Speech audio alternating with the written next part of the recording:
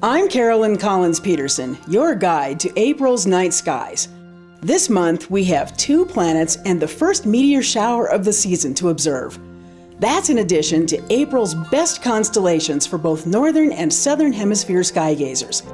No matter where you live, be sure and dress for the weather, and bring along binoculars or a small telescope to enhance your view. Plan to start your sky watching about an hour or so after sunset. In the western part of the sky, look for the planet Jupiter. It's close to the Hyades star cluster and the bright star Aldebaran in Taurus. On April 13th, check out the crescent moon. It's between the Pleiades and the Hyades.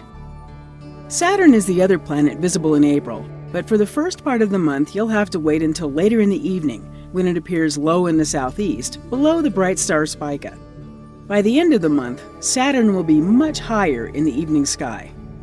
On April 24th, the full moon and Saturn will appear close together. Let's talk about that meteor shower. It's called the Lyrids. They begin around the 16th of April. On the 22nd, they'll be at their peak and pepper the night sky with bright flashes of light that seem to radiate from the constellation Lyra. To get the best views, you'll need to stay up late and into the early morning hours of the 23rd. Now, people often wonder if objects like the one that crashed to the ground in February in Russia come from meteor showers. Well, that particular object was not part of a shower. Astronomers think it was a chunk of asteroid about the size of a 5-story building.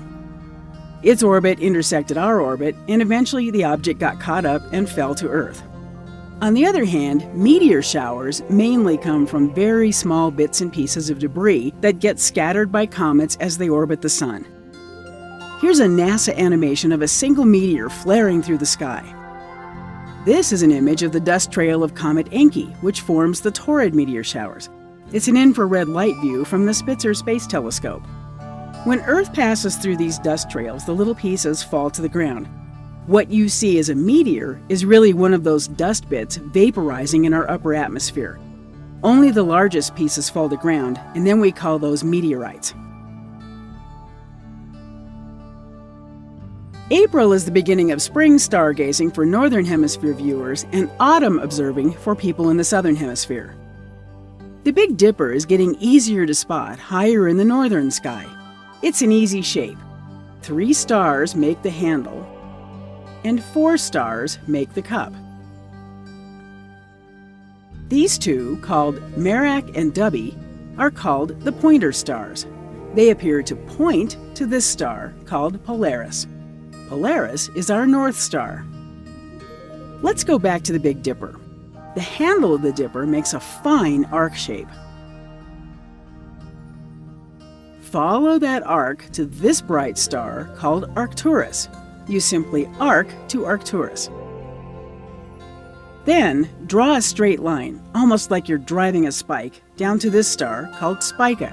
You spike to Spica. Finally, leap back up to the constellation Leo with the bright star Regulus at its heart. You simply leap to Leo. While northern hemisphere viewers have the North Star to help them navigate, southern hemisphere observers can use the long axis of the Southern Cross to point toward the South Celestial Pole. Not far away from the pole are the Large and Small Magellanic Clouds. Those are 2 neighboring galaxies to the Milky Way. Be sure and check out these 2 famous southern hemisphere stars called Alpha and Beta Centauri. Also, observe the Milky Way as it cuts across the southern hemisphere sky this month.